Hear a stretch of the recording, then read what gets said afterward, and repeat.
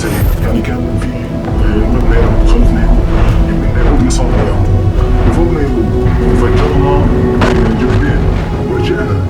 Konvoi kendaraan tempur Israel mendapatkan serangan perlawanan dari Brigade Al-Quds pada Minggu 18 Agustus 2024.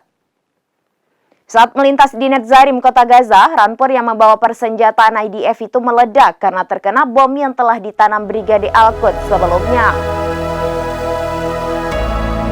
Konvoi kendaraan tempur atau rampur Israel mendapatkan serangan perlawanan dari Brigade Al-Quds pada Minggu 18 Agustus 2024.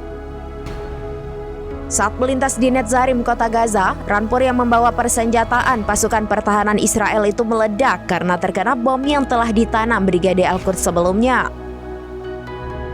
Dilansir dari tribunnews.com, insiden mematikan itu diumumkan langsung oleh Brigade Al-Quds dalam sebuah pernyataan. Menurut laporannya, pasukannya telah menanam bom di pinggir jalan di wilayah Netzarim, kota Gaza. Setelah konvoi rampur Israel melintas, bom tersebut diledakkan dan menyambar salah satu kendaraan tersebut. Akibat insiden tersebut, rampur Zionis hancur beserta seluruh amunisi yang hendak dipasok ke pasukan IDF.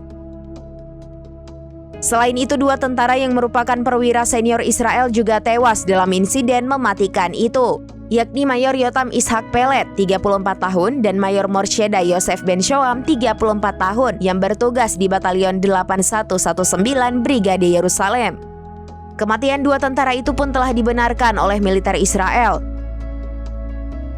Diketahui, selain serangan jebakan tersebut, Brigade Al-Quds juga mengaku melakukan operasi lain di hari yang sama.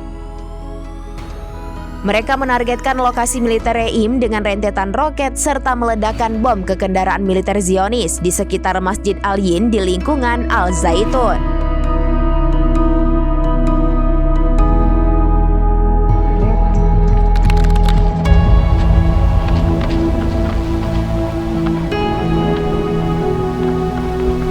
Demikian informasi terkini Syederalun, saksikan terus informasi lainnya, jangan lupa like dan share seluruh akun serambinews.com. Download Tribun X sekarang, menghadirkan lokal menjadi Indonesia.